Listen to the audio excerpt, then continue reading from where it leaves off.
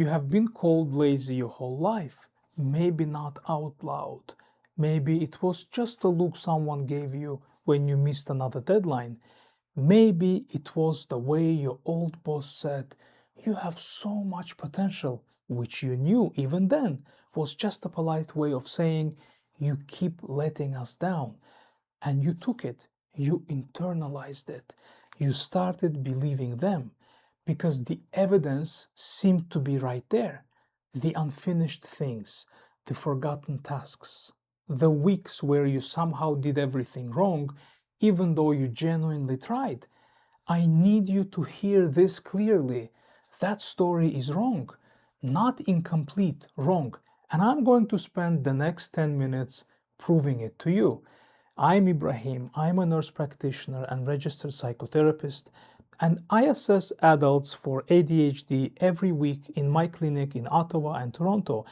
And one of the things I hear most often, not just from my patients, but from people who love them, is some version of, "I just don't understand why they can't get it together."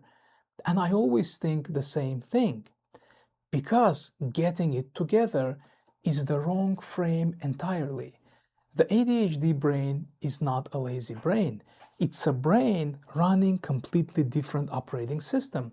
And when you spend decades running the wrong programs on the wrong system, you don't call the computer lazy, you call it incompatible. And incompatible has a solution. Lazy doesn't.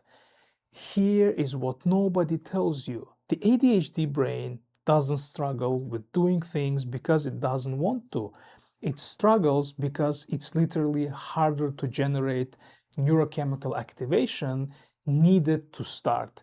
Dopamine, the neurotransmitter that tells your brain, "This matters, move now," doesn't fire on intention alone. It fires on urgency. It fires on novelty. It fires on genuine interest or high stakes. That means you can care deeply about something and still not be able to start. You can love someone and still forget to call them back. You can want to finish something and watch yourself do literally everything except that thing. That is not a character flaw, that's neurobiology, and the difference between those two things is enormous. And here is the cruel part. A lot of adults with undiagnosed ADHD are genuinely high functioning, at least from the outside. They developed compensating strategies. They over-prepared. They worked twice as hard to produce the same output. They leaned on anxiety or perfectionism or the adrenaline of last-minute deadline to get things done. And for years, sometimes decades, it worked until it didn't, until the structure of school disappeared, until the job got more complex, until the kids came, until life stopped providing the external scaffolding that was doing the work their brain couldn't do alone. And then everything fell apart, and they thought, "Finally, my real self came out." But that is not what happened. What actually happened is that the scaffolding left, the supports that were holding you up, the routine, the deadlines, the constant external accountability, those are not extras for the ADHD brain. They are the engine.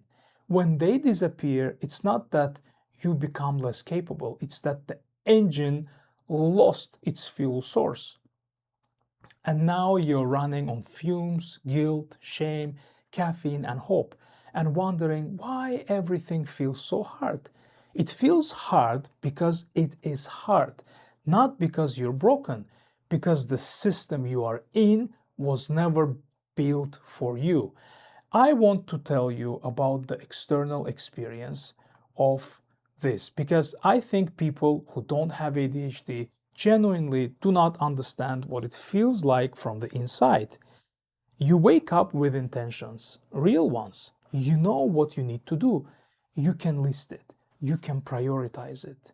You can even feel motivated about it in the abstract. And then the day happens. And something about actually translating the intention into action, that translation just doesn't fire. You sit down to start and you find yourself doing something else and then feeling bad about doing something else and then doing something else to avoid feeling bad. And at the end of the day, the thing didn't get done. And the story you tell yourself is, I wasted the day. But here is the truth. You didn't waste it. You spent it fighting your own nervous system. And that is exhausting in a way that has no name. There is a specific flavor of this I see constantly in clinic, and I want to name it because people never talk about it this way. The ADHD brain often has very hard time with tasks that have no immediate consequence.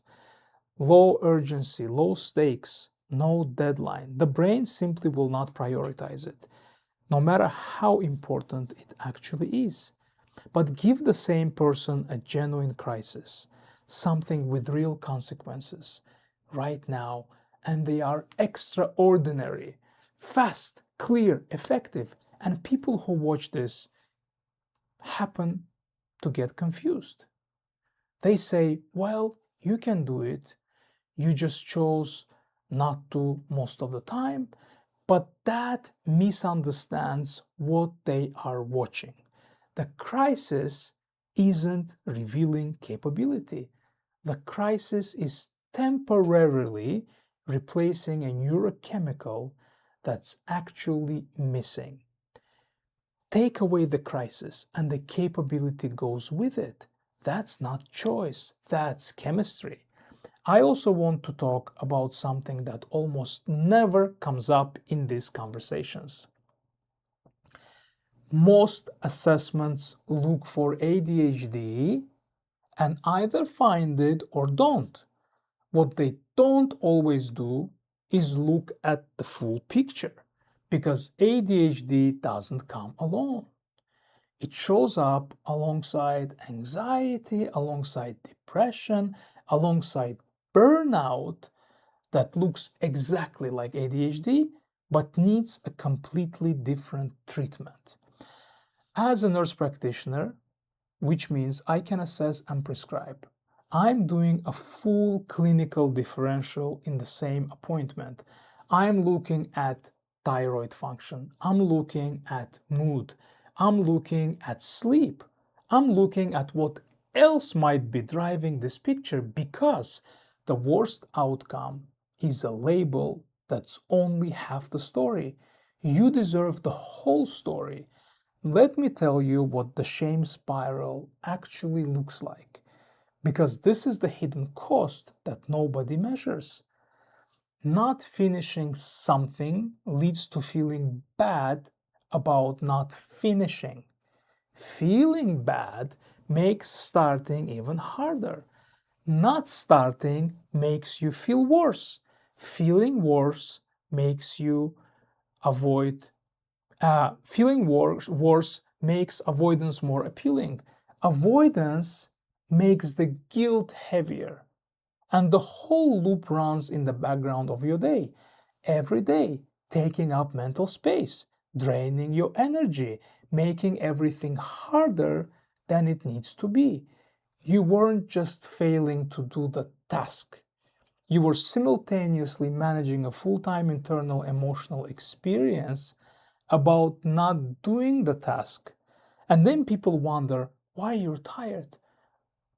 You were running on empty long before the work even started. Here is reframe I want you to live with. The word lazy implies someone could do something and chose not to. That has never been you. What's actually been true is that your brain requires different conditions to activate than most people's do. And nobody ever told you that. let alone helped you build for it. A diagnosis doesn't fix anything on its own, but it replaces the wrong story with the right one. And the right story is the foundation everything else gets built on. Understanding what's actually happening, treatment that targets the actual problem, support structures designed for how your brain actually works, not how it's supposed to work, according to people who never had to fight their own nervous system to send an email.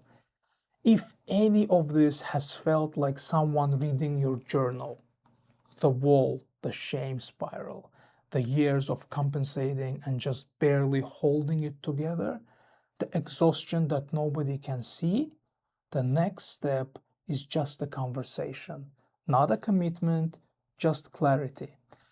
Come to adultadhd.crocuscare.ca and take the first step. You don't have to keep running on empty.